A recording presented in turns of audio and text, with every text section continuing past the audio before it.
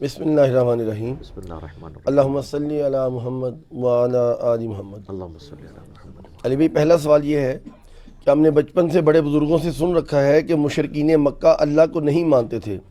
اگر ایسا ہی ہے تو نبی کریم صلی اللہ علیہ وآلہ وسلم کے والد محترم کا نام عبداللہ کیوں تھا؟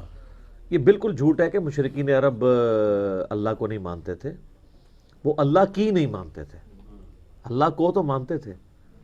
یہ کہانیاں پتہ کیوں آپ کو بچپن سے کرائی گئی ہیں؟ اس لیے کہ انہوں نے بزرگ بابوں کے ساتھ وہی شرکیہ عقیدے منسوب کر دیے جو مشرکین عرب کے تھے، اور جب ہم ان کو وہ آیات سنائیں تو وہ کہیں یہ تو بتوں کے بارے میں نازل ہوئی ہوئی ہیں، ہم تو مسلمان ہیں، ہم تو اللہ کے ماننے والے ہیں۔ سر منو تے کہانیاں پتہ نہیں، اسی خود کرا دے رہے ہیں۔ تو اس کے لیے پھر انہوں نے ایک ٹوٹکا ایجاد کیا کہ وہ کافر تو وہ اللہ کو مانتے ہی نہیں تھے، تو ہم تو اللہ کو مانتے ہیں، آپ ہمیں کیوں قرآن سناتے ہیں؟ قرآن تو کافروں کے بارے میں نازل ہوا ہے۔ استغفر اللہ توب علی۔ قرآن تو ہدی للناس ہے۔ نبی علیہ السلام حجۃ الوداع پہ جو کہہ رہے ہیں کہ قرآن پکڑو، تو اس میں کسی صحابی نے کیوں نہیں کہا یا رسول اللہ ہم نے تو کلمہ پڑھ لیا ہے، ہم نے کیوں قرآن پکڑنا ہے؟ یہ نہیں کہا۔ قرآن تو کتاب زندگی ہے قیامت تک کے لیے۔ قرآن حکیم میں یہ مضمون درجنوں جگہ پہ آیا ہے کہ اے نبی علیہ السلام ان سے پوچھو کہ یہ زمین و آسمان کس نے بنائے، تو یہ کہیں گے اللہ نے۔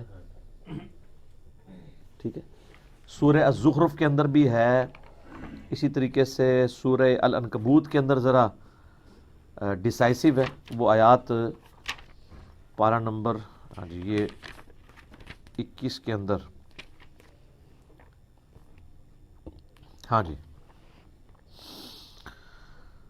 آیت نمبر ہے 61، سورۃ العنکبوت پارہ نمبر 21۔ وَلَئِن سَأَلْتَهُم مَّن خَلَقَ السَّمَاوَاتِ وَالْأَرْضِ، اے نبی اگر آپ ان سے سوال کریں کہ کس نے پیدا کیا آسمانوں اور زمین کو، وَسَخَّرَ الشَّمْسَ وَالْقَمَرَ، اور سورج اور چاند کو کام میں لگایا، لَيَقُولُنَّ اللَّهُ، تو یہ کہیں گے اللہ نے۔ یہ مکی صورت ہے، کافروں سے سوال کرو۔ یہ صحابہ کو نہیں کہا جا رہا، کیونکہ آگے الفاظ ہے فَأَنَّا يُؤْفَكُونَ، تو پھر کہاں منہ دھرے پھیرے جاتے ہو؟ جب مان رہے ہو تب اس اللہ کو مانو نا۔ تو یہ صحابہ کو تو نہیں کہا گیا، وہ تو اللہ کو مانتے تھے۔ اللہ یبسط الرزق لمن یشاء من عبادہ ویقدر لہ، اللہ ہے اپنے بندوں میں سے جس کے لیے چاہتا ہے رزق کشادہ کر دیتا ہے، جس کے لیے تنگ۔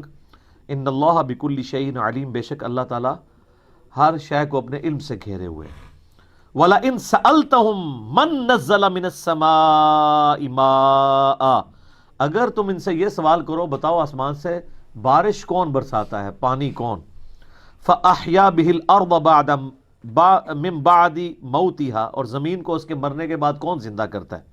لَيَقُولُنَّ اللَّهُ، کہیں گے ضرور اللہ ہی کرتا ہے۔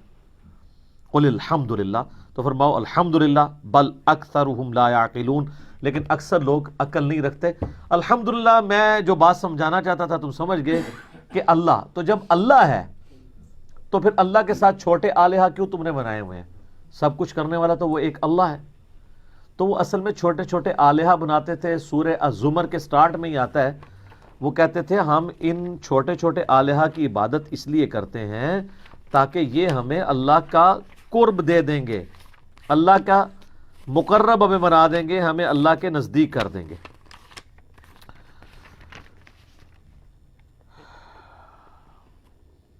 یہ تیسری آیت ہے، الا للہ دین الخالص، آگاہ ہو جاؤ خالص دین اللہ کے لیے ہے۔ والذین اتخذوا من دونہ اولیاء، اور جو لوگوں نے اللہ کے سوا اور ہستیوں کو اپنا پشت پناہ مانا ہوا ہے، وہ کہتے ہیں ما نعبدہم الا لیقربونا الی اللہ زلفیٰ، وہ کہتے ہیں ہم ان چھوٹے آلہہ کی عبادت بتوں کی اس لیے کرتے ہیں تاکہ ہمیں اللہ کا مقرب کر دیں گے۔ اتنا ہی اللہ ہی ہے جی، اور پیچھے اللہ ہی ہے جی، اللہ پیچھے رہ گیا، بابا آگے آ گیا۔ والعیاذ باللہ تعالی۔ تو ان اللہ یحکم بینہم فیما ہم فیہ یختلفون، اللہ تعالیٰ فرماتا ہے قیامت والے دن اللہ تعالیٰ ان کے اس اختلاف میں فیصلہ کر دے گا جو دنیا میں کیا کرتے تھے۔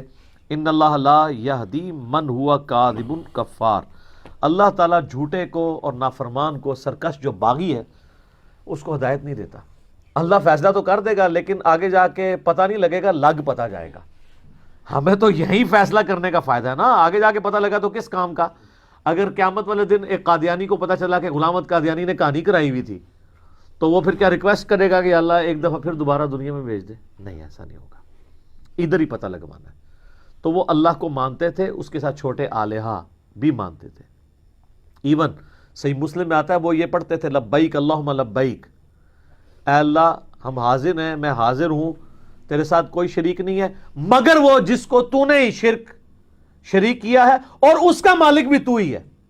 کڈی لمبی کہانی، یہ بھی یہی کہتے ہیں نا کہ بزرگ ہیں، اولیاء اللہ ہیں، ان کی طاقتیں بھی اللہ ہی کی طاقتیں ہیں، سیم وہی چیز۔ باقی میرا جو کلپ ہے نا ریسنٹلی ریکارڈ ہوا ہے، وسیلے کے نام پہ دھوکہ، سر ان کی کہانیاں ساری کنکلوڈ کر دی ہیں اللہ کے فضل سے۔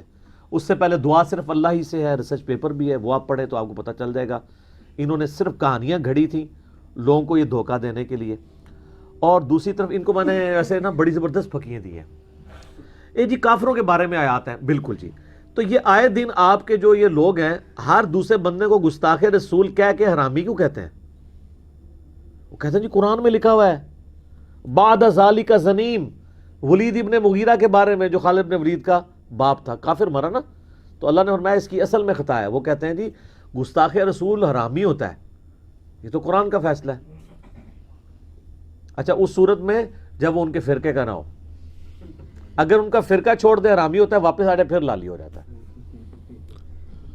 یا اقتدار میں نہ ہو، ہاں یا اقتدار میں نہ ہو، وہ ڈاڈا ہوتا ہے، وہ لالی رہتا ہے۔ اچھا اقتدار والوں سے کہتے ہیں کہ توبہ ریکارڈ کروائیں، اور دوسرے کہتے ہیں چوک دیو، تھلنے چکا دیتے ہیں۔ تو میں اس میں ان سے سوال کرتا ہوں کہ یہ ولید بن مغیرہ کافر تھا یا مسلمان؟ تو یہ آیت تو کافر کے بارے میں نازل ہوئی ہے، تو آپ 295C کی آڑ میں مسلمانوں کو کیوں حرامی کہتے ہیں پھر؟ تو پھر پتہ آپ کو کیا کہیں گے؟ نہیں جی گستاخ جو بھی ہو نا، چاہے مسلمان ہو یا کافر، اللہ کا تو فیصلہ ہے قرآن میں، یہ اصولی بات ہے۔ تو سر پھر شرک چاہے بابے کے ذریعے ہو یا بت کے ذریعے ہو، ایاک نعبد و ایاک نستعین کی وائلیشن جو کرے گا اس پہ یہ فٹ ہو جائے گی۔ اللہ اکبر کبیرہ۔ اور بڑی زبردست آیت جو میں اکثر کوٹ کرتا ہوں، ادھر بھی کوٹ کر دیتا ہوں، سورۃ النمل کی آیت نمبر 63، امن یجیب المضطر اذا دعاہ، بلا بتاؤ تو کون ہے جو اضطراب میں گھرے ہوئے شخص کی فریاد کو سنتا ہے، ویکشف السوء، اور اس سے اس کی تکلیف بھی دور کر دیتا ہے، ویجعلکم خلفاء الارض، اور تمہیں زمین پر اگلوں کا خلیفہ کرتا ہے، الہ مع اللہ، کیا اللہ کے ساتھ اور الہ بھی ہے جس کی یہ کوالٹیز ہوں؟ قلیلا ما تذکرون، بہت کم ہی تم نصیحت حاصل کرتے ہو۔ اللہ تعالیٰ نے کہا جو تمہاری تکلیف دور کرے، مصیبت پریشانی میں جسے پکارتے ہو نا، ایک تو ظاہری اسباب ہے وہ تو ٹھیک ہے، وتعاونوا علی البر والتقوی ولا تعاونوا علی الاثم والعدوان، لیکن یہ غائب میں پکارنا، گویا اسے الہ مانے ہوئے ہو۔ آپ پانی مجھے پلا دیں، ٹھیک ہے، سنت ہے، قرآن میں حکم ہے، بغداد میں دفن ہے اور میں کوئی شہزاد بھائی مجھے پانی پلا دیں، پلانا ویسے کون نہیں انہوں نے، ٹھیک ہے، تو یہ پھر شرک ہو جائے گا۔ اس میں جو یہ مثال ہے نا کہ بارش اللہ برساتا ہے، ڈیوٹی فرشتوں کی ہے، لیکن مانگیں گے اللہ سے، سر یہ ایک مثال ان کے لیے کافی ہے۔ اور کس طرح کھول کھول کے آپ کو بیان کریں کہ مرنے سے پہلے اے مسلمان کر لے اس پہ غور، کتابوں کا خدا اور ہے، بابوں کا خدا اور، ٹھیک ہوگی؟ جزاک اللہ۔